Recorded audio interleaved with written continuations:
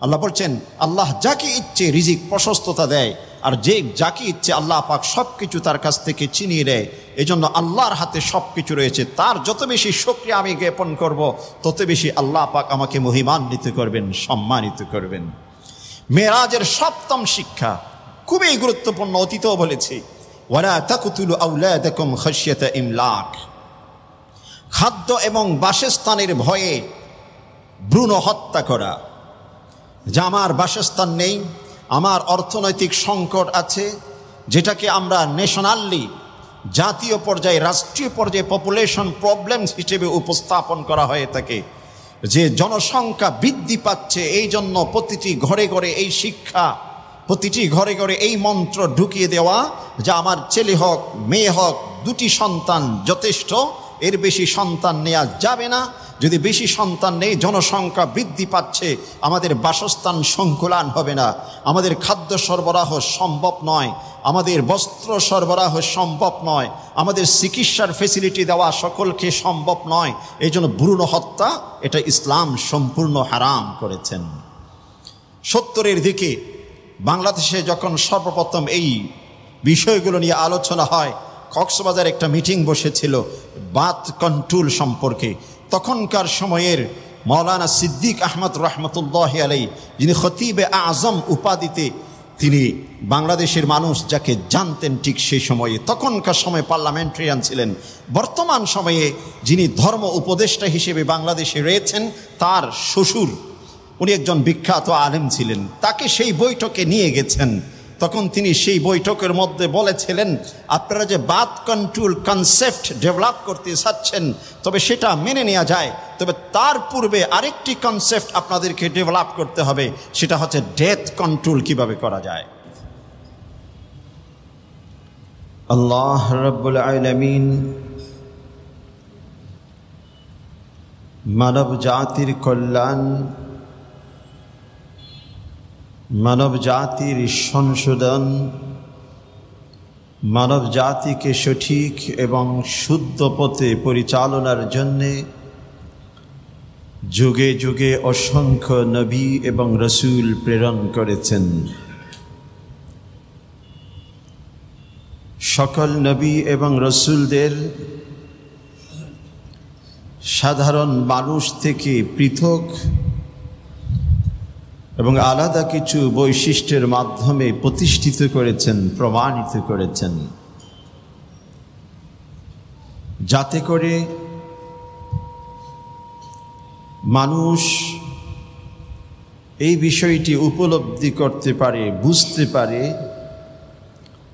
যে এই নবী এবং রসুল আল্লাহ প্রদত্ত, আল্লাহ নির্বাচিত, আল্লাহর পক্ষ থেকে প্রেরিত। এবং এই প্রমাণ, এভিডেন্স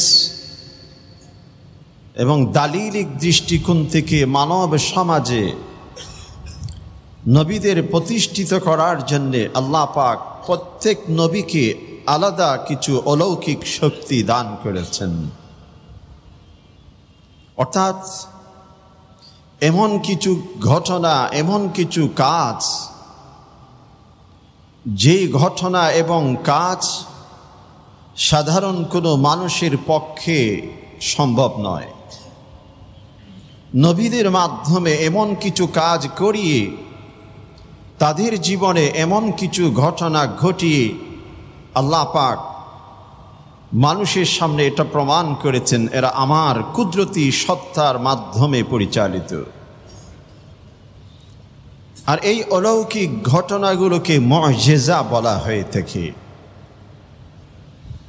সেই ধারাবাহিকতায় সর্বশেষ নবী হযরত মুহাম্মদ মুস্তাফা সাল্লাল্লাহু আলাইহি ওয়াসাল্লামকে আল্লাহ পাক অসংখ্য মুআজিজা দান করেছেন। তার মধ্যে শ্রেষ্ঠতম মুআজিজা হচ্ছে কোরআনে কারীম। এবং দ্বিতীয় স্থানে যেই মুআজিজাটি সর্বশেষ নবীর জীবনে আল্লাহ পাক দিয়েছেন, সেটা হচ্ছে মেরাজ এবং ইসরা। আরবি মাসের রজবুল মুরাজ্জাব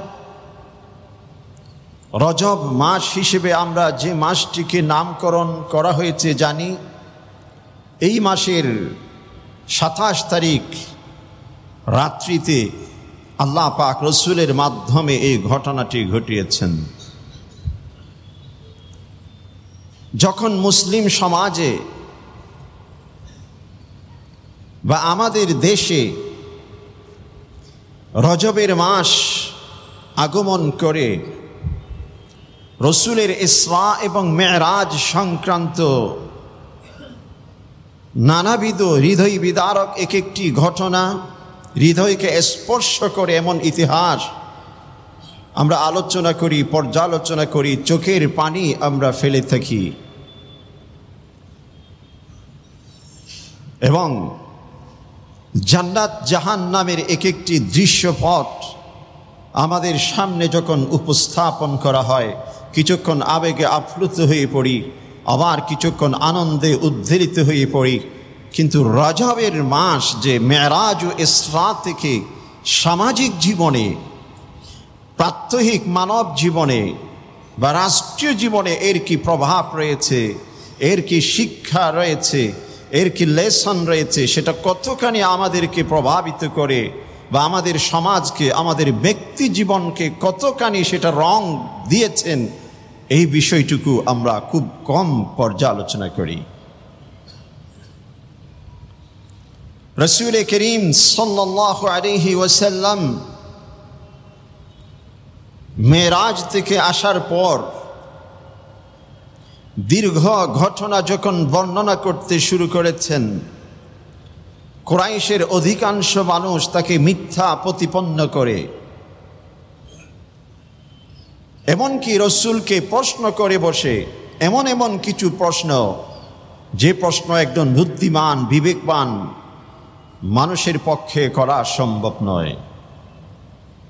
যে আপনি বাইতুল্লাহ থেকে বাইতুল মাকদাস পর্যন্ত সফর করেছেন, তো বলেন দেখি বাইতুল মাকদাসে কয়টি জানালা রয়েছে, কয়টি ভেন্টিলেটর রয়েছে, কয়টি দরজা রয়েছে, কয়টি পিলার রয়েছে। এক একটি বিদঘুটে প্রশ্ন রসুলকে করতে শুরু করে। রাসূলুল্লাহ সাল্লাল্লাহু আলাইহি ওয়াসাল্লাম বলছেন, ফাজালাল্লাহু লি বাইতুল মাকদাস, আল্লাহ পাক বাইতুল মাকদাসকে আমার সামনে চিত্র আকারে তুলে ধরেছেন, স্পষ্ট করে দিয়েছেন। ফাতাফিকতু উখবিরতুহু আন আয়াতি, আমি বাইতুল মাকদাসের চতুর্দিকের দৃশ্যপট প্রজেক্টরে যেমনটি আমরা বর্তমান দেখে থাকি, যে দেখে দেখে বলছি, ফাতাফিকতু উখবিরতুহু আন আয়াতি, এক একটি নিদর্শন আমি বলছি, ওয়া আনা আনজুরু ইলাই, যেন আমি সেটা সরাসরি দেখে দেখে বলছি। এভাবে মেরাজের এক একটি দৃশ্যপট রাসূল করিম সাল্লাল্লাহু আলাইহি ওয়াসাল্লাম তুলে ধরেছেন। মেরাজ থেকে কি কি পেয়েছেন? সালাত, 5 ওয়াক্ত সালাত খুবই গুরুত্বপূর্ণ। এই বিষয়ে অতীতে অনেক আলোচনা হয়েছে। যেই 5 ওয়াক্ত নামাজ 50 ওয়াক্ত নামাজের সমতুল্য।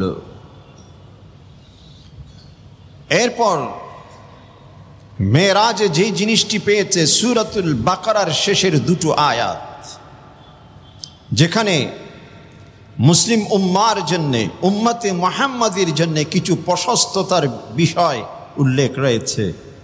নাম্বার 3, মেরাজের মাধ্যমে রাসূল করিম সাল্লাল্লাহু আলাইহি ওয়াসাল্লাম যে বিষয়টি পেয়েছেন, যে উম্মতে মুহাম্মাদি কখনো যদি ভুল ভ্রান্তিতে লিপ্ত হয়ে যায়, পরবর্তীতে সে যখন তওবা করবে, আল্লাহ পাক তার তওবা কবুল করবেন।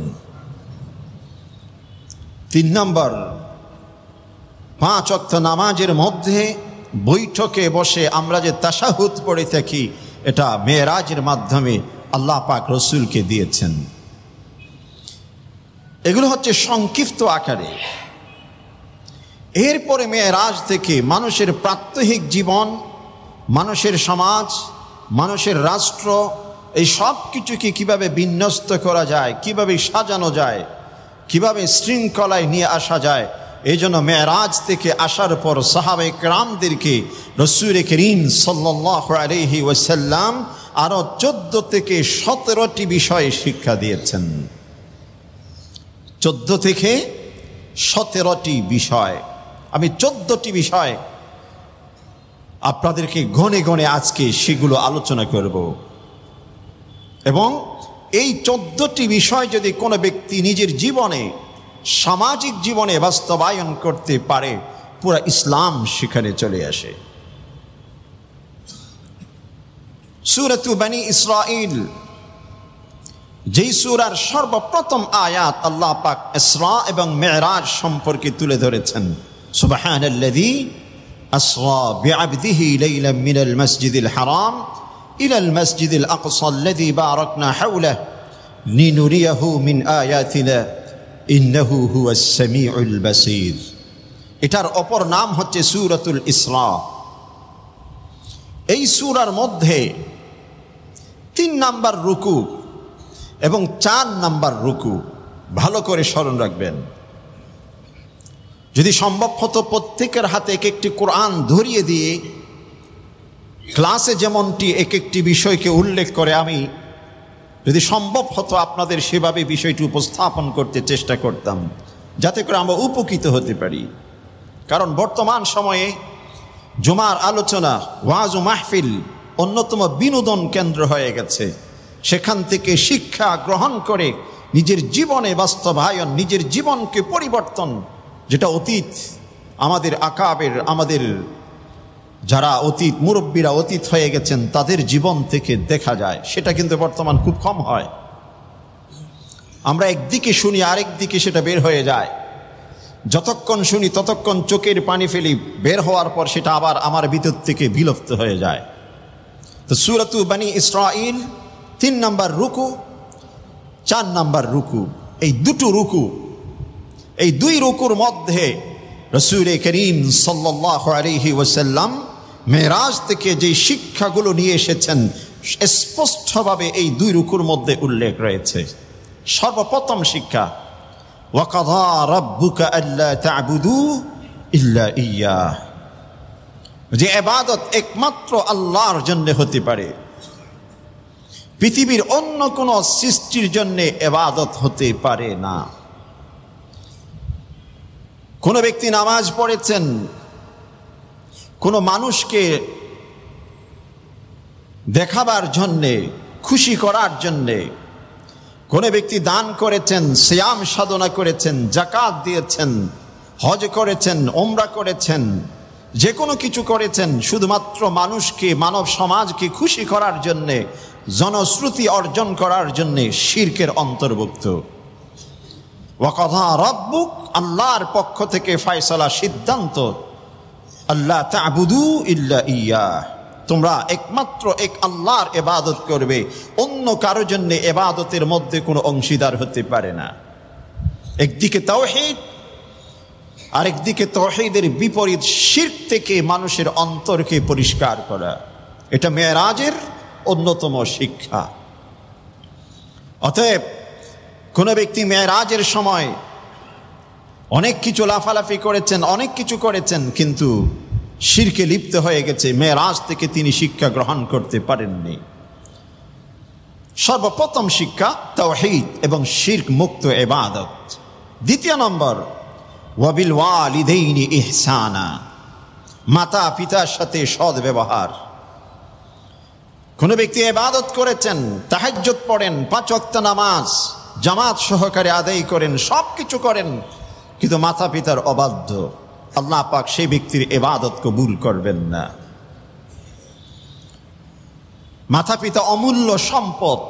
পৃথিবীর আলো দেখার জন্যে, পৃথিবীর মতো হায়াত পাওয়ার জন্যে একজন ব্যক্তির যেই পথ অতিক্রম করে আসতে হয় সেটা হচ্ছে মা এবং বাবা। এই দুজনের প্রতি শ্রদ্ধাশীল হতে হবে, দুজনের প্রতি সম্মান প্রদর্শন, সম্মান বোধ মনের ভিতর থাকতে হবে। লোক দেখানো কোনো কিছু করা যাবে না। ইম্মা ইয়াবলুগান্না ইনদাকাল কিবার আহাদুহুমা আও কিলাহুমা ফালা তাকুল লাহুমা উফফি ওয়ালা তানহারহুমা ওয়া কুল লাহুমা কাওলান কারীমা।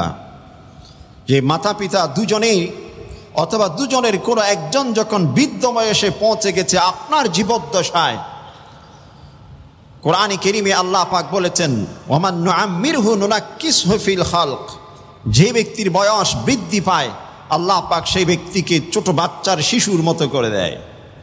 একজন শিশু যেমনটি অনাকাঙ্ক্ষিত, অনাযাচিত, যেটা আমরা কল্পনা করি না, এমন অনেক কিছু বাবার কাছে মায়ের কাছে চেয়ে বসে। যেমন ঠিক এখন শীতের মৌসুম, ছোট বাচ্চা এসে যদি মাকে বলে, মা আমি লিচু খাবো, বাবাকে যদি বলে, বাবা আমি এখন একটি লিচু খাবো, অথচ সেটা লিচুর মৌসুম নয়। ঠিক এই মৌসুমে ছোট বাচ্চা এসে যদি মাকে বলে, মা আমি এখন কাঁঠাল খাবো, এটা কিন্তু সেটার মৌসুম নয়। অতএব ছোট বাচ্চার বৈশিষ্ট্য হচ্ছে যেটা মানুষ কল্পনা করতে পারে না এমন কিছু সে চেয়ে বসে। ঠিক মানুষ যখন বৃদ্ধ বয়সে পৌঁছে যায়, মানুষের অবস্থাও কিন্তু সেরকম হয়ে যায়। আমি যখন শিশু বয়সে ছিলাম, মা এবং বাবাকে অনাকাঙ্ক্ষিত, অনভিপ্রেত অনেক প্রশ্ন, অনেক কিছু চেয়ে মাকে বাবাকে বিরক্ত করেছি। আর আমার জীবদ্দশায় সেই মা বাবাকে আল্লাহ পাক বৃদ্ধ বয়সে পৌঁছে আমাকে পরীক্ষা করেন। একবার টুকি মেরে দেখেন, হে আমার বান্দা, তুমি যখন একদম ছোট্ট ছিলে, কোনো কিছুই তুমি বুঝতে পারতে না, খাবার পেটে ক্ষুধা লেগেছে তুমি কান্নাকাটি করতে, অথবা ক্ষুধা লেগেছে বলার মতো সেরকম সাহস বা বুদ্ধি তোমার ছিল না, শুধু কাঁদতে মায়ের কাছে এসে, বাবার কাছে এসে। ওই সময় মা বাবাকে অনেক কিছু বলেছিলে, কিন্তু মা বাবার মধ্যে আমি ধৈর্য শক্তি দিয়েছিলাম, তোমাকে লালন পালন করেছে। আজকে তুমি সেই মা বাবার কেমন মূল্যায়ন করো, কেমন সম্মান তুমি করো, আমি একটু পরীক্ষা করে দেখি। এই জন্য বলছেন, ফালা তাকুল লাহুমা উফ, বিরক্তির মাধ্যমে বিরক্ত হয়ে মা বাবাকে কখনো উফ শব্দ ব্যবহার করা যাবে না। ওয়ালা তানহারহুমা, ধমক দেয়া যাবে না। অনেকে মা বাবাকে ধমক দিয়ে কথা বলে, এটা মেরাজের শিক্ষা, এটা রজবের শিক্ষা। এবং বলছেন ওয়াকুল লাহুমা কাওলান কারীমা, তাদেরকে সম্মানের সাথে কথা বলতে হবে। অনেকে লোক দেখানো বলে যে আত্মীয় স্বজন এসেছে, মা বৃদ্ধ বয়সে খাটের মধ্যে শুয়ে আছেন, আত্মীয় স্বজন দেখতে এসেছেন, অন্যদেরকে দেখাবার জন্য সুন্দরভাবে মা বাবার সাথে আচরণ করে তারা যখন গেট পার হলো, মা বাবার সাথে আবার অসৎ আচরণ করতে শুরু করে। এমনও আমাদের দেশে ঘটনা রয়েছে। এটা করা যাবে না। এটা মেরাজের, রজবের দ্বিতীয় নম্বর শিক্ষা।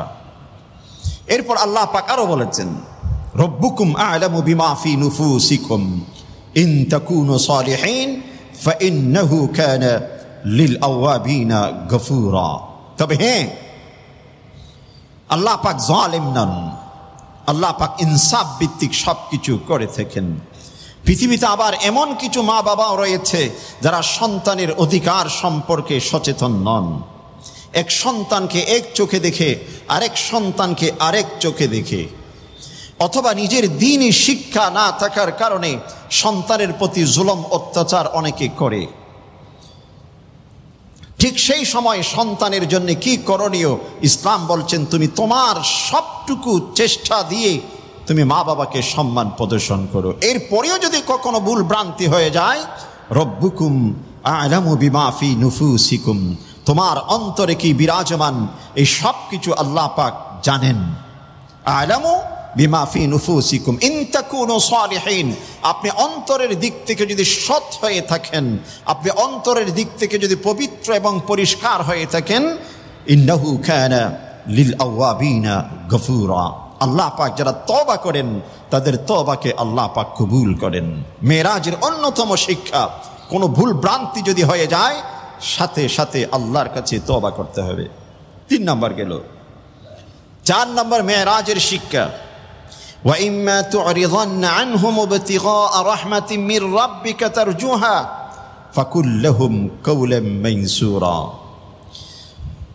আপনার সাথে কোনো ব্যক্তির লেনদেন আছে, অথবা আপনার উপর অন্য কারো কোনো অধিকার আছে, আপনার মন চায় সেইটুকু আদায় করতে, কিন্তু আপনার সামর্থ্য নাই, যোগ্যতা নাই, কোয়ালিটি এবিলিটি নাই।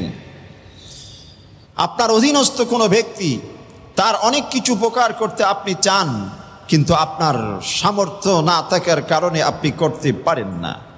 আপনি চান সেটা তার জুহা, তবে এমনটি যদি করতে না পারেন তাদেরকে আপনি তিরস্কার করবেন না।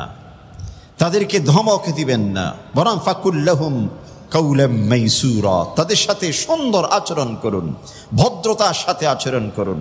আমার পাশে একজন ভিক্ষুক এসে হাত পাতলো আমার দিকে, আমি সেই ভিক্ষুককে দিতে চাই কিন্তু আমার সামর্থ্য নাই, তখন সেই ভিক্ষুককে আমি ধমক যেন না দেই, তার সাথে সুন্দর আচরণ করি, তাকে ভদ্রভাবে বুঝিয়ে বলি।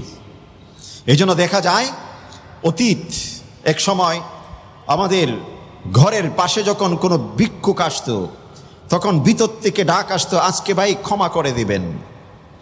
এটা তার প্রতি সম্মান প্রদর্শন, যে আমি তো তার কোনো অপরাধ করিনি, ক্ষমা কেন চাইব। তার কাছে ক্ষমা চাওয়ার অর্থ হলো এই, তাকে সম্মানের সাথে জিনিসটা বুঝিয়ে দেওয়া যে বাবা তুমি অন্যদিকে দেখো।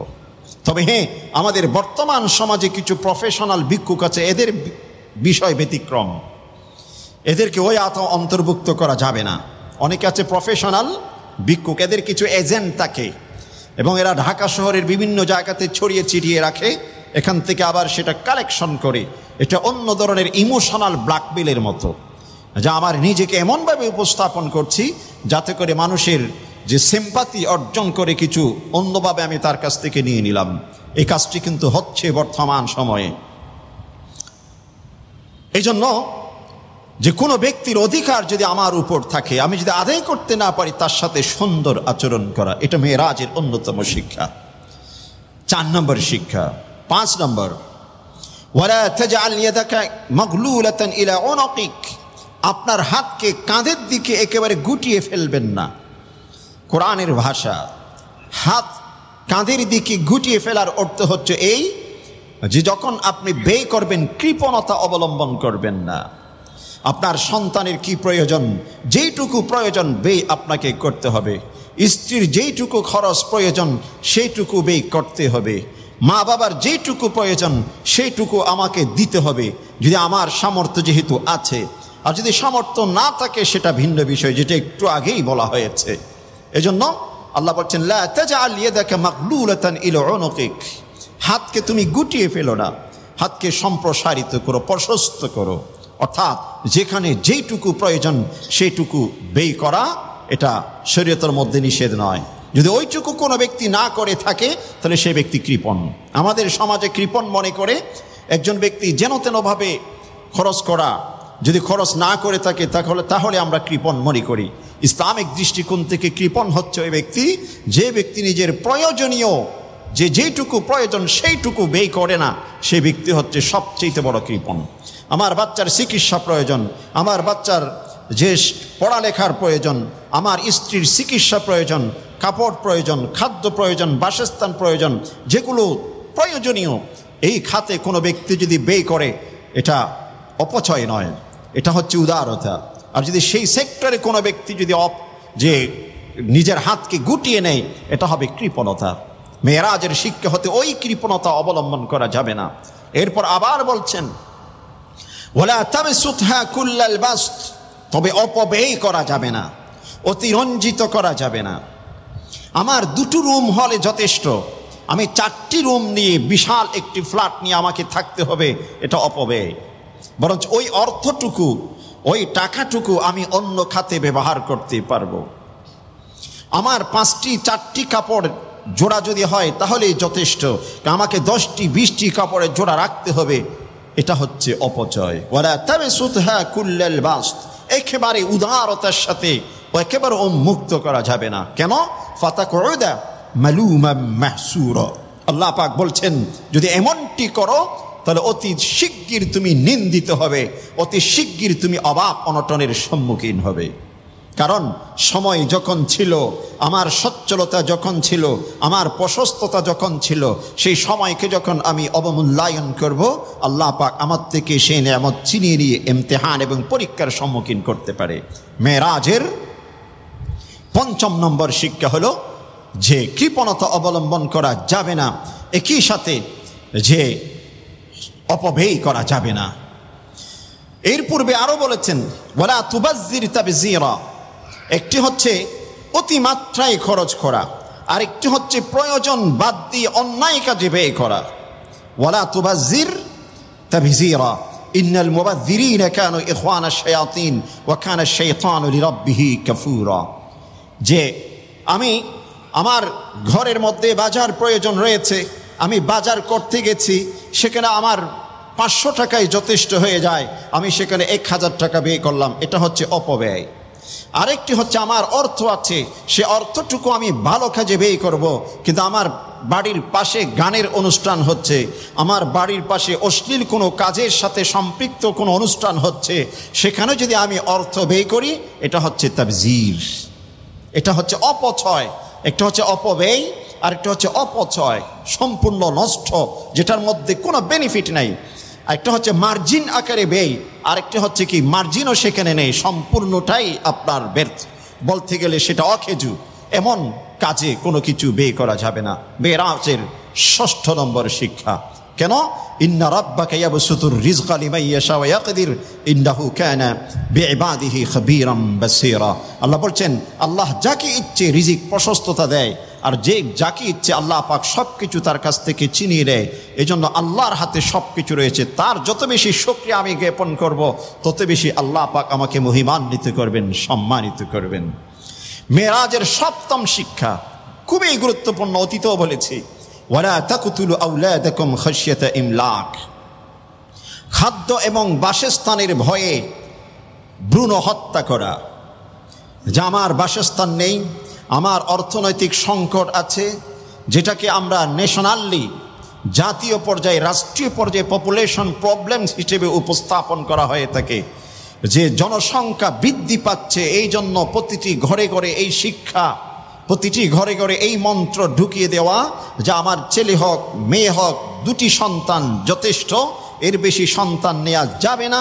যদি বেশি সন্তান নেই, জনসংখ্যা বৃদ্ধি পাচ্ছে, আমাদের বাসস্থান সংকুলান হবে না, আমাদের খাদ্য সরবরাহ সম্ভব নয়, আমাদের বস্ত্র সরবরাহ সম্ভব নয়, আমাদের চিকিৎসার ফেসিলিটি দেওয়া সকলকে সম্ভব নয়। এই জন্য ভ্রূণ হত্যা, এটা ইসলাম সম্পূর্ণ হারাম করেছেন। 70-এর দিকে বাংলাদেশে যখন সর্বপ্রথম এই বিষয়গুলো নিয়ে আলোচনা হয়, কক্সবাজার একটা মিটিং বসেছিল বার্থ কন্ট্রোল সম্পর্কে। তখনকার সময়ের মাওলানা সিদ্দিক আহমদ রহমতুল্লাহ আলাই, যিনি খতিবে আজম উপাধিতে তিনি বাংলাদেশের মানুষ যাকে জানতেন ঠিক সেই সময়ে, তখনকার সময় পার্লামেন্টারিয়ান ছিলেন। বর্তমান সময়ে যিনি ধর্ম উপদেষ্টা হিসেবে বাংলাদেশে রয়েছেন, তার শ্বশুর, উনি একজন বিখ্যাত আলেম ছিলেন, তাকে সেই বৈঠকে নিয়ে গেছেন। তখন তিনি সেই বৈঠকের মধ্যে বলেছিলেন, আপনারা যে বার্থ কন্ট্রোল কনসেপ্ট ডেভেলপ করতে চাচ্ছেন, তবে সেটা মেনে নেওয়া যায়, তবে তার পূর্বে আরেকটি কনসেপ্ট আপনাদেরকে ডেভেলপ করতে হবে, সেটা হচ্ছে ডেথ কন্ট্রোল কিভাবে করা যায়। কারণ কোনো ব্যক্তির যদি ছেলে হোক মেয়ে হোক 2টো সন্তান যথেষ্ট, আপনার একটি সন্তান জন্ম লাভ করেছে, একটি মেয়ে জন্ম লাভ করেছে, মেয়ে যাবে শ্বশুর বাড়ি, ছেলে থাকবে আপনার ঘরে। তাদের জাগতিক যুক্তির দৃষ্টিকোণ থেকে যারা কনসেপ্টটা ডেভেলপ করতে চেয়েছিল, তারা যেটা বলেছেন যে একটি সন্তান আপনার বৃদ্ধ বয়সে আপনার ইনকাম ইত্যাদির জন্য যথেষ্ট, যেটা আপনাকে সাপোর্ট দিবে। তো ওই বৈঠকে তিনি বললেন, ঠিক আছে, আপনার একটি সন্তান জন্ম লাভ করলো, আপনার বয়স যখন 80 উপনীত হলো, ঠিক সেই সময় কোনো না কোনো কারণে অ্যাক্সিডেন্ট, রোগে আক্রান্ত হয়ে কোনো না কোনো কারণে আপনার একটি সন্তান মৃত্যুবরণ করলো, আর 80-র পরে গিয়ে আপনার সন্তানের কোনো আশাও করা যায় না। আপনার 90 বছর বয়স, 100 বছর বয়সে আপনি উপনীত হলেন, আপনার পাশে দাঁড়াবার জন্য কেউ নেই। তাহলে আপনি কি করবেন? আপনি তো আগে বার্থ কন্ট্রোল করেছেন, যদি ডেথ কন্ট্রোল করতে না পারেন, মৃত্যু নিয়ন্ত্রণ শক্তি যদি আপনার নেই, তাহলে ছেলে হোক মেয়ে হোক 2টো সন্তান যথেষ্ট। এই কনসেপ্ট দেওয়ার সাহস আপনাদেরকে কে দিয়েছে? এই জন্য আল্লাহ বলছেন, ওয়ালা তাকতুলু আওলাদাকুম খাশিয়াতা ইমলাক। খাশিয়াতা ইমলাক, খাদ্য বাসস্থান এই সব কিছুর ভয়ে ভ্রূণ হত্যা করা যাবে না, সন্তানদের হত্যা করা যাবে না। আল্লাহ পাক বলছেন, নাহনু নারযুকুহুম ওয়া ইয়্যাকুম, যে আমি তাদেরকে রিজিক দেব এবং তাদের রিজিক দিতে গিয়ে তোমাদের নিজের রিজিকের মধ্যে কোনো প্রকার অভাব অনটন আসবে না, তোমাদেরকেও আমি রিজিক দান করব। এরপর বলছেন, ইন্না কতলাহুম কানা খিতাআন কাবীরা, এই ভ্রূণ হত্যা কবীরা গুনাহ। কোরআনের স্পষ্ট শব্দ খিতাআন কাবীরা, এটা হচ্ছে কবীরা গুনাহ। এবং কবিরা গুনাহটি অহরহ আমরা করছি। এই জন্য রিজিকের প্রশস্ততা হয়েছে, আমাদের কোয়ান্টিটি বেড়েছে, কিন্তু কোয়ালিটি বারাকা আমাদের ভিতর থেকে কীভাবে উঠে গেছে আমরাও জানি না। এক সময় আমাদের পরিবারগুলোতে কোনো পরিবারে ছিল 10 জন, কোনো পরিবারে ছিল 12 জন, কোনো পরিবারে 6 জন 7 জন, সকলে একই টেবিলে একই দস্তরখানে একই উঠানে যখন খেলাধুলা হতো, খাবার মজলিসে সব কিছুতে একটা আনন্দ ঘেরা এক পরিবেশ ছিল। এখন কিন্তু সেই পরিবেশ আর নেই, সেই হৃদ্যতা, সেই সম্পর্ক। আমরা যারা 40-এর ঊর্ধ্বে এখন পৌঁছে গেছি, বেশিরভাগ পরিবারের মধ্যে দেখা যায় 5 জন 7 জন 8 জন এরকম করে সন্তান সন্ততি ভাই বোনরা আমরা ছিলাম, একে অপরের মধ্যে একটা মায়া মমতার এক পরিবেশ ছিল। এখন কিন্তু সেই পরিবেশটুকু উঠে যাচ্ছে। এটা কারণ আল্লাহ রসুল সাল্লাল্লাহু আলাইহি ওয়াসাল্লাম বলেছেন, কিয়ামতের পূর্বে সালা রেহমি, পরস্পরের যে কলবের সাথে একটা সম্পর্ক, অন্তরে যে একটি সম্পর্ক, এটা উঠে যাবে। এটা উঠার এইগুলো হচ্ছে একমাত্র একটি কারণ। এই জন্য আল্লাহ পাক বলছেন, লা তাকতুলু আওলাদাকুম খাশিয়াতা ইমলাক, ভ্রূণ হত্যা করো না, বাসস্থানের ভয়ে, খাদ্যের ভয়ে সন্তানদেরকে তোমরা পথ রহিত করে দিও না। যে পৃথিবীতে আসতে চায় তাকে আপনি কখনো পথ রুদ্ধ করে রাখতে পারবেন না। কাল কিয়ামতের দিন আপনাকে সেই প্রসঙ্গে প্রশ্ন করা হবে। তবে হ্যাঁ, কোনো স্ত্রী, কোনো নারী, কোনো মা যদি অসুস্থ হয়, সেটা পর্যবেক্ষণের উপর ভিত্তি করে, শর্তের উপর কন্ডিশনালি সেটার ইসলাম অনুমতি দিয়েছে। বিশেষ সেক্টরে একেবারে ইসলাম কখনো জুলম কোনো ব্যক্তির উপর ইসলাম কখনো করেননি। ইসলাম কোনো ব্যক্তির প্রতি অত্যাচার করেননি, ইনসাফ ভিত্তিক নীতিকে অবলম্বন করেছে। মেরাজের 7ম শিক্ষা আমরা পেয়ে গেলাম যে ভ্রূণ হত্যা করা যাবে না। 8 নম্বর শিক্ষা, ওয়ালা তাকরাবুজ জিনা ইন্নাহু কানা ফাহিশাতান ওয়া সাআ সাবিলা, জিনা ব্যভিচারের কাছাকাছি যাওয়া যাবে না। আমি অতীতে অনেকবার বলেছি, ইসলাম কোরআন কোনো জায়গায় বলে না ওয়ালা তাজনু, তোমরা জেনা করো না, তোমরা ব্যভিচারে লিপ্ত হইও না, এমন শব্দ কোরআন কোথাও বলেনি। কোরআন বলছে ব্যভিচারের কাছাকাছি যেও না। গানের অনুষ্ঠান সব কিছু ব্যভিচারকে আহ্বান করে, ছেলে মেয়েদের অবাধ মেলামেশা ব্যভিচারের দিকে আহ্বান করে। 2 সন্তান, একটি ছেলে একটি মেয়ে, একজনের বয়স 18, একজনের বয়স 20, আরেকজনের বয়স 22-21, 2 জন পাশাপাশি বসে ক্লাসরুমে বসেছে, 2 জন পাশাপাশি ওয়ার্কিং রুমে বসেছে, 2 জন পাশাপাশি একই সাথে হাত ধরে হাঁটছে। যদি একজন সত্যিকার অর্থে মানুষ হয়ে থাকে, তাহলে সে ব্যক্তি নিজেই বুঝতে পারবে তাদের যাত্রা কোন দিকে হতে পারে। যে কোনো মুহূর্তে অ্যাক্সিডেন্টের মধ্যে তারা লিপ্ত হয়ে যেতে পারে। এই জন্য বলছেন ওয়ালা তাকরাবুজ জিনা ইন্নাহু কানা ফাহিশা ওয়া সাআ সাবিলা। কিছুদিন আগে আমাদের আর্মি স্টেডিয়ামের মধ্যে যে গানের অনুষ্ঠান হয়েছে, আতিফ কে যেন এসেছিল, পুরাটা ঢাকা শহরের মধ্যে যানজট লেগে গেছিল। 5টা থেকে শুরু করে রাত 10টা 11টা পর্যন্ত পুরা ঢাকা শহর যানজট।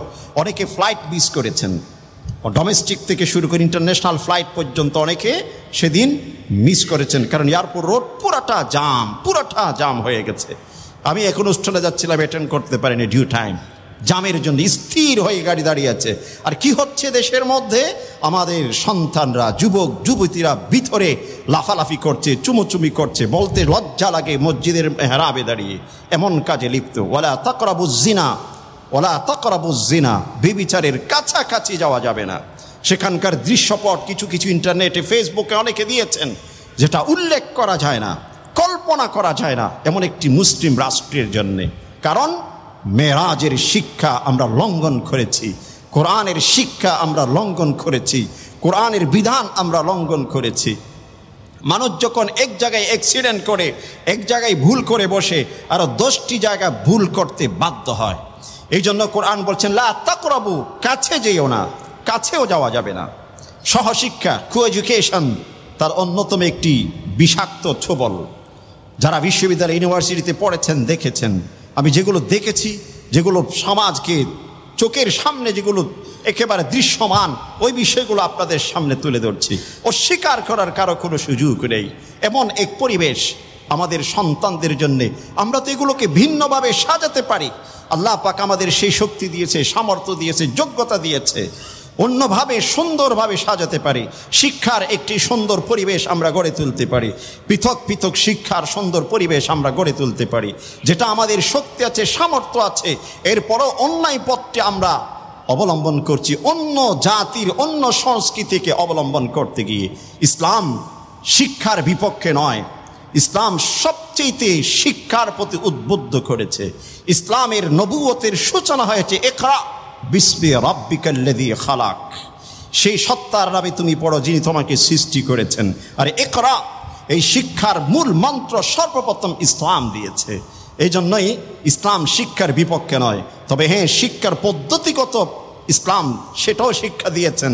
আমি যদি ভিন্ন পথ অবলম্বন করি, শিক্ষার নামে অপসংস্কৃতিকে নিজের ভিতরে নিয়ে আসি, তাহলে শিক্ষার মূল আমি পাবো না।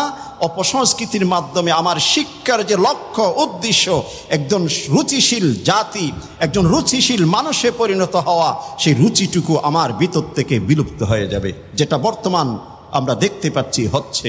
এই জন্য কোরআন বলছেন মেরাজের অন্যতম শিক্ষা ওয়ালা তাকরাবুজ জিনা ইন্নাহু কানা ফাহিশা, এটা অশ্লীল, এটা অরুচিকর, এটা গুনাহ, এটা পৃথিবীর সকল সমাজ, সকল ধর্ম এটাকে অপছন্দ করেছে, এটাকে অ্যাভয়েড করেছে, ঘৃণা করেছে। ওয়াসা সাবিলা, এটা মন্দ পথ, এটা সুন্দর পথ নয়। আল্লাহ বলছেন যিনি সব কিছু সৃষ্টি করেছেন, তিনি বলছেন ওয়াসা সাবিলা, এই পথ অবলম্বন করা যাবে না। মেরাজের অন্যতম শিক্ষা ওয়ালা তাকতুলুন নাফসাল্লাতী হারামাল্লাহু ইল্লা বিল হক, প্রতিটি মানুষের জান আল্লাহর কাছে অনেক মহিমান্বিত, সম্মানিত। এই জন্য রাসূল করিম সাল্লাল্লাহু আলাইহি ওয়াসাল্লাম বিদায় হজ্জের ভাষণে বলেছিলেন যে আজকের এই দিন যেমন সম্মানিত, আজকের এই শহর যেমন সম্মানিত, আজকের এই আরাফার মাঠ যেমনটি সম্মানিত, প্রতিটি মানুষের সম্পদ, প্রতিটি মানুষের ইজ্জত, প্রতিটি মানুষের জান আল্লাহর কাছে সবচেয়ে বেশি মহিমান্বিত। তোমরা এইগুলোকে কখনো ধ্বংস করবে না। এজন্য কোনো ব্যক্তির প্রাণ, কোনো ব্যক্তিকে হত্যা করা যাবে না অন্যায়ভাবে। হ্যাঁ, কোনো ব্যক্তি যদি এমন কিছু অপরাধ করেছে যে কারণে তার মৃত্যুদণ্ড হতে পারে, সেটা সঠিক বিচারের মাধ্যমে, আদল ভিত্তিক, ইনসাফ ভিত্তিক বিচারের মাধ্যমে কেউ যদি সেভাবে প্রমাণিত হয়, তাহলে সেটা ভিন্ন বিষয়। অন্যথায় সাধারণভাবে কোনো ব্যক্তিকে অন্যায়ভাবে হত্যা করা যাবে না। এবং ওয়ামান কুতিলা মাজলুমা, কোনো ব্যক্তি যদি অন্যায়ভাবে তাকে হত্যা করা হয়েছে এমন প্রমাণিত হয়, আল্লাহ বলছেন ফাকাদ জাআলনা লিওয়ালিহি সুলতানা, তার উত্তরাধিকারী যারা রয়েছেন তাদেরকে আমি এমন অধিকার দিয়েছি, তারা যারা হত্যা করেছে তার কাছ থেকে প্রতিশোধ গ্রহণ করতে পারবে। এরপর আবার আল্লাহ পাক বলেছেন ফালা ইউসরিফ ফিল কাতল ইন্নাহু কানা মানসুরা, যে তোমরা প্রতিশোধ গ্রহণ করতে গিয়ে সীমা লঙ্ঘন করো না, প্রতিশোধ গ্রহণ করতে গিয়ে সীমা লঙ্ঘন করো না। যে আমার সন্তানকে কেউ হত্যা করেছে, আমি প্রতিশোধ গ্রহণ করতে পারবো। আমার বাবাকে কেউ হত্যা করেছে, আমি প্রতিশোধ গ্রহণ করতে পারবো। আমার ভাইকে কেউ হত্যা করেছে, আমি প্রতিশোধ গ্রহণ করতে পারবো। তবে প্রতিশোধ গ্রহণ করতে গিয়ে যদি সীমা লঙ্ঘন করি, এটাও কিন্তু ইসলাম কখনো সাপোর্ট দেয়নি। ইসলাম সেটাকেও পরিষ্কার নিষেধ করছেন। এরপর মেরাজের অন্যতম শিক্ষা ওয়ালা তাকরাবু মালাল ইয়াতীম ইল্লা বিল্লাতী হিয়া আহসানু হাত্তা ইয়াবলুগা আশুদ্দা, ইয়তীমের মালের কাছাকাছি না যেতে বলেছেন। ইয়তীম নাবালেগ যে সমস্ত সন্তান, যার মা নেই, যার বাবা নেই, অভিভাবক নেই, অনেক সন্তানরা আছেন মা বাবার উত্তরাধিকার সূত্রে অনেক সম্পদের মালিক, অনেকে সেই সম্পদের প্রতি সেন দৃষ্টি দেয়, ইসলাম সেটাকে পরিষ্কার নিষেধ করেছেন। অথবা ইয়তীমের কোনো অধিকার সম্পর্কে হস্তক্ষেপ, এটা ইসলাম কখনো গ্রহণ করেনি। এরপর বলছেন ওয়াউফু বিল আহদ ইন্নাল আহদা কানা মাসউলা, একই সাথে প্রতিশ্রুতি আমাদের রক্ষা করতে হবে। ইসলাম মেরাজের আরও শিক্ষা ওয়াউফুল কাইলা ইযা কিলতুম ওয়াজিনু বিল কিসতাসিল মুস্তাকিম যালিকা খায়রু ওয়া আহসানু তা'ওয়িলা, আমরা যখন বেচা কেনা করি, মেপে মেপে কোনো কিছু দেই, ইসলাম বলছেন তুমি সঠিকভাবে সেটাকে মেপে দাও। ওয়াজিনু বিল কিসতাসিল মুস্তাকিম, এবং সমান সমান দাড়ি পাল্লার মাধ্যমে সেটা মেপে দাও।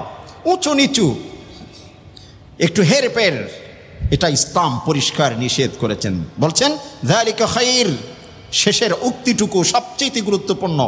আল্লাহ বলছেন যালিকা খায়র, এখানেই তোমার কল্যাণ। আমি যদি মনে করি একজন ব্যক্তি আমার কাছ থেকে 1 কেজি চাল নিতে এসেছে, সেখান থেকে অল্প কিছু যদি কমিয়ে দিতে পারি, যেই দাড়িপাল্লায় আমি ওজন করছি, যেদিকে আমি সের রেখেছি বা কিলোর পরিমাপ করার জন্য সেই যে যন্ত্রটুকু বিষয়টুকু রেখেছি, সেটা যেই পাশে রেখেছি একটু করে বেশি করে দিলাম, অথবা কোনো একটি পাথর সেখানে দিয়ে দিলাম, অথবা চালের মধ্যে কয়েকটি আমি পাথরের গুঁড়া সেখানে দিয়ে দিলাম, অথবা পেরেক দিয়ে দিলাম, অন্য কোনো কিছু দিয়ে আমি দুকা দিলাম, আর সেখান থেকে আমি পরিকল্পনা করলাম 25 কেজির 50 কেজির বস্তার একটি চালকে যদি আমি কোনো রকম টেনে 65 থেকে 70 কেজি করতে পারি, আমি অনেক লাভবান হয়ে গেলাম। ইসলাম বলছেন তুমি লাভবান হওনি, তুমি সবচাইতে বেশি ক্ষতিগ্রস্ত হয়েছো। তুমি যদি ইনসাফ ভিত্তিক দাও, যালিকা খাইর, এখানে আমি রব তোমার জন্য কল্যাণ রেখেছি। ওয়া আহসানু তা'ওয়িলা, ওয়া আহসানু তা'ওয়িলা, অর্থাৎ ভবিষ্যৎ তোমার সবচেয়ে উত্তম। ভবিষ্যৎ তা'ওয়িল হচ্ছে ভবিষ্যৎ তোমার জীবন হবে অনেক সুন্দর। আর আমরা ভবিষ্যৎকে সুন্দর করার জন্য হেরফের করে থাকি। একজনকে জমি আমি মেপে দিচ্ছি, যদি 1 বুশ পরিমাণ জমি তাকে কম দেয়া যায়, তাহলে আমি এভাবে কমাতে কমাতে কতগুলো টাকা আমার জমা হয়ে যেতে পারে, এই পরিকল্পনা আমি করি। ইসলাম বলছেন না, এখানে তোমার কল্যাণ নয়। রাসূল করিম সাল্লাল্লাহু আলাইহি ওয়াসাল্লাম বলেছেন, মানিকে তাতআ শিবরাম মিনাল আরদ, কোনো ব্যক্তি অপর ভাইয়ের জমির যদি 1 বুশ পরিমাণ জমি আত্মসাৎ করেছেন, কাল কিয়ামতের দিন ওই 1 বুশ পরিমাণ জমিকে 7ম লেয়ারে পরিণত করবে, এবং 7ম লেয়ারে বিষাক্ত আকারের সাপ বা যে বিষাক্ত কোনো কিছুকে দিয়ে তার গলার মধ্যে আল্লাহ পাক ঝুলিয়ে দিবেন, এবং নিচের দিকে সে ধপতে থাকবে, নিচের দিকে সে যেতেই থাকবে। এভাবে আল্লাহ পাক তাকে শাস্তি দেবেন। এই জন্য মাপ যখন আমরা করব, মেপে সঠিক ভাবে ইনসাফ ভিত্তিক দাড়িপাল্লার মাধ্যমে মেপে সব কিছু দিতে হবে, অন্যথায় আমি ক্ষতিগ্রস্ত হব। মেরাজের শিক্ষা, রজবের শিক্ষা, মেরাজ থেকে আরো কি শিক্ষা দিয়েছেন, আরো বলছেন, ওয়ালা তাকফু মা লাইসা লাকা বিহি ইলম ইন্নাস সামআ ওয়াল বাসারা ওয়াল ফুআদা কুল্লু উলাইকা কানা আনহু মাসউলা। যেই সম্পর্কে আপনার কোনো জ্ঞান নেই, সেই সম্পর্কে আপনি কথা বলবেন না। এই বিষয়টি অত্যন্ত ব্যাপক, শিক্ষা দীক্ষার সাথে সম্পৃক্ত, সাক্ষীর সাথে সম্পৃক্ত, বিচারের সাথে সম্পৃক্ত, যে অনেকগুলো বিষয় এর সাথে অন্তর্ভুক্ত রয়েছে।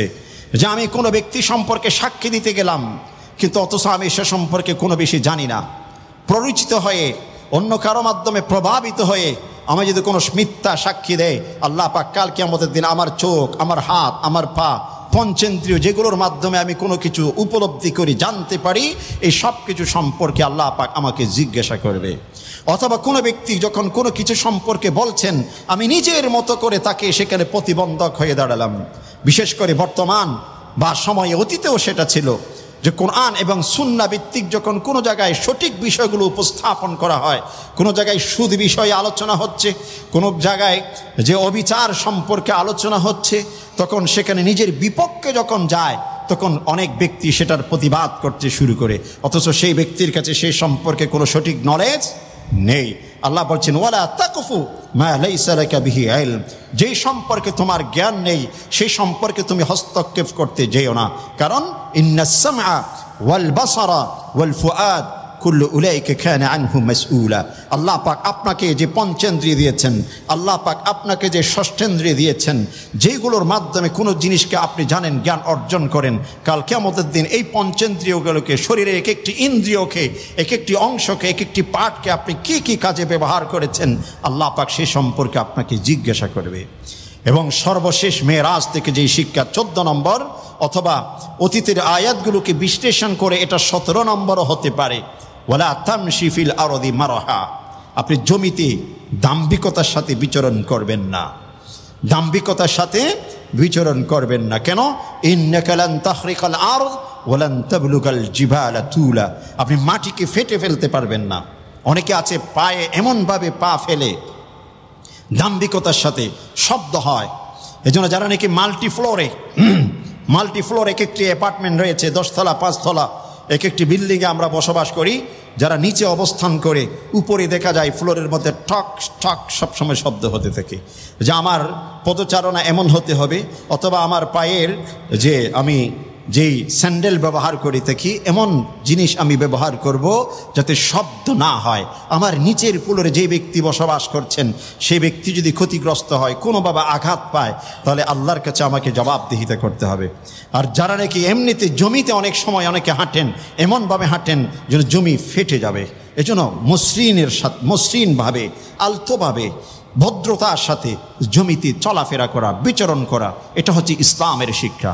যে আপনি যদি এমনভাবে পা ফেলেন যেইভাবে পা ফেলার কারণে মাটি যেন ফেটে যাবে, আল্লাহ বলছেন লান তাখরিকাল আরদ, তোমাকে সেই শক্তি আমি দেইনি, জমিকে তুমি ফেটে ফেলবে, জমিকে দুভাগ করে তুমি যে সেটাকে নতুন করে তৈরি করবে, সেই শক্তি সেই যোগ্যতা তোমাকে আমি দেইনি। আবার অনেকে আসে মাথা উঁচু করে এমনভাবে হালে চলাফেরা করে যে যেন ওয়ালান তাবলুগাল জিবালা তুলা, আল্লাহ বলছেন তুমি যত মাথা উঁচু করে চলতে চেষ্টা করো না কেন, আমি যে এক একটি পর্বত এক একটি পাহাড় সৃষ্টি করেছি অনেক উঁচু উঁচু, তুমি সেই পাহাড়ের চাইতে উঁচু হতে পারবে না। অতএব তোমাকে মানুষ হিসেবে যেই চরিত্র, যেই স্বভাব, যেই নেচার দিয়ে আমি সৃষ্টি করেছি, তুমি সেই স্বভাব নিয়েই তুমি চলতে চেষ্টা করো। আল্লাহ বলছেন ওয়ালা তামশি ফিল আরদি মারহা ইন্নাকা লান তাখরিকাল আরদ ওয়ালান তাবলুগাল জিবালা তুলা কুল্লু যালিক কানা সাইয়্যুহু ইনদা রাব্বিকা মাকরুহা। এই সব কিছুর মধ্যে যত অন্যায়গুলো রয়েছে, অপছন্দের অরুচিকর যত কিছু রয়েছে, এই সব কিছুকে আল্লাহ পাক মানুষের জন্য অপছন্দ করেছেন।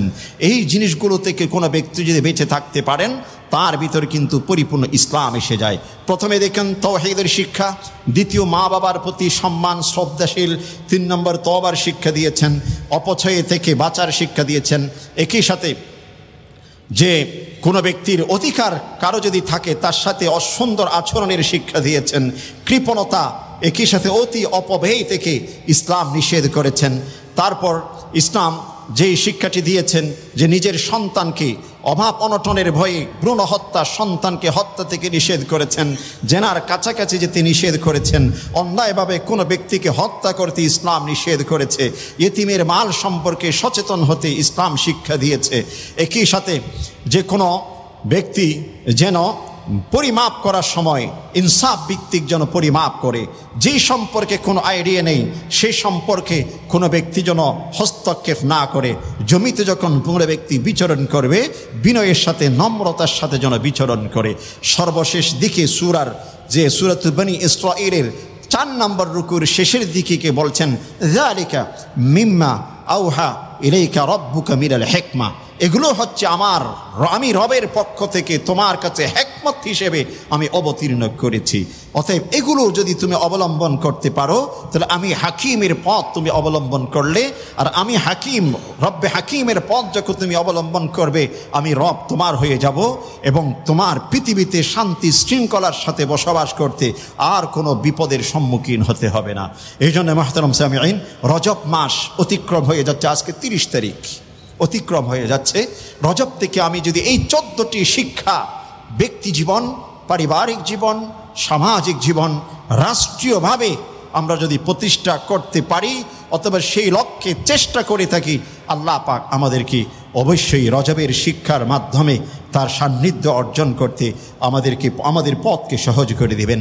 আল্লাহ পাক আমাদের সকলকে কবুল করুন, আমিন ইয়া রাব্বাল আলামিন। ওয়া আখির